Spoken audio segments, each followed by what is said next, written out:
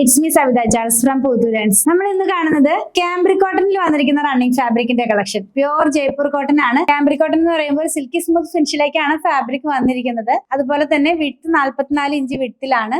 അതുപോലെ പ്രൈസ് 119 രൂപയാണ് കേട്ടോ. ഒരു കളറിന്റെ ഡിഫറെന്റ് പ്രിന്റുകളാണ്. അജ്രക് ഡിസൈൻസ് ഉണ്ട്. അങ്ങനെ ഡിഫറെന്റ് ആയിട്ടുള്ള ഡിസൈൻസ് ആണ് നമ്മൾ ഇന്ന് കാണുന്നത്. കണ്ടു നോക്കാം, ഓരോന്നായിട്ട് ഓപ്പൺ ചെയ്ത് വെച്ച് നോക്കാം. ഫസ്റ്റ് നമ്മൾ കാണുന്നത് ഒരു ബ്ലൂ കളറിനകത്തേക്ക് ഒരു യെല്ലോ കളറിലുള്ള പ്രിന്റ് ആണ് ഇതിനകത്തൊക്കെ പോകുന്നത്. നല്ല ഭംഗിയുള്ള പ്രിന്റുകളാണ് കേട്ടോ.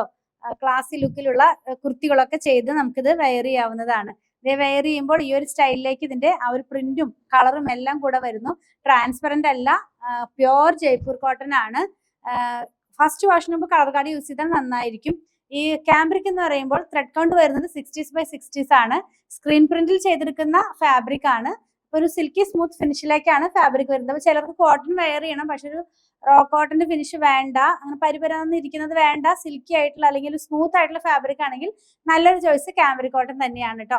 ചിലർ ചോദിച്ചിട്ടുണ്ടായിരുന്നു ക്യാമ്പ്രിക് ആണോ അത് 40x40 ആണോ നല്ലതെന്ന്. അപ്പൊ നമുക്ക് നമ്മൾ എന്ത് യൂസിനാണ് അത് വെയർ ചെയ്യാൻ പോകുന്നതെന്നുള്ള അതനുസരിച്ചാണ് ആ ഒരു ഫാബ്രിക്കിന്റെ ഡിസിഷൻ നമുക്ക് ചെയ്യാൻ പറ്റുള്ളൂ. ഇപ്പൊ 40x40 ആണെങ്കിൽ അധികം തന്നെ നൈറ്റി ഫാബ്രിക്കിലേക്കാണ് പോകുന്നത്. പക്ഷെ നൈറ്റി ഡിസൈൻസ് അല്ലാണ്ട് നല്ല ഡിസൈൻസ് നമുക്ക് 40x40 കിട്ടാറുണ്ട്.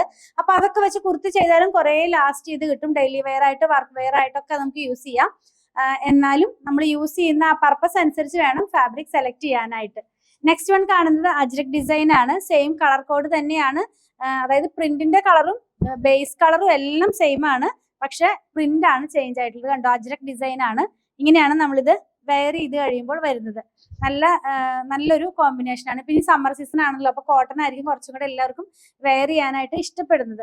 ഇനിയിപ്പോ നമുക്ക് ഇതിനകത്ത് വേണമെങ്കിൽ ടോപ്പും ബോട്ടവുമായിട്ട് മിക്സ് ആൻഡ് മാച്ച് ആയിട്ട് എടുക്കാം കേട്ടോ. രണ്ട് ഡിസൈൻ എടുത്ത് ഒരെണ്ണം ടോപ്പിനും ഒരെണ്ണം ബോട്ടത്തിനും ആയിട്ട് വേണമെങ്കിൽ എടുക്കാവുന്നതാണ്. ഇതൊരു ജാലി പാറ്റേണിലേക്ക് പോകുന്നു. കണ്ടോ, ഇങ്ങനെയാണ് ബ്ലാക്കും യെല്ലോയും അതുപോലെ ബ്ലൂവും കൂടെയുള്ള കോമ്പിനേഷനിലേക്ക്.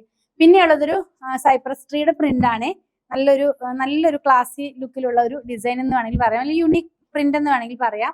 ആ ഒരു പാറ്റേണിലേക്ക് ഈ ഒരു പ്രിന്റ് വരുന്നത് കണ്ടോ. ഇങ്ങനെയാണ് നമ്മളിത് വെയർ ചെയ്യുമ്പോൾ വരുന്നത്.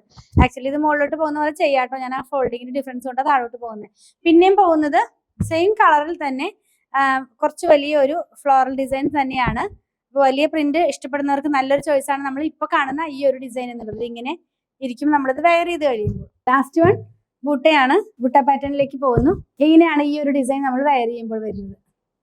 ഇന്ന് നമ്മൾ കണ്ടത് പ്യോർ ജയ്പൂർ കോട്ടൺ 60x60 ആണ്.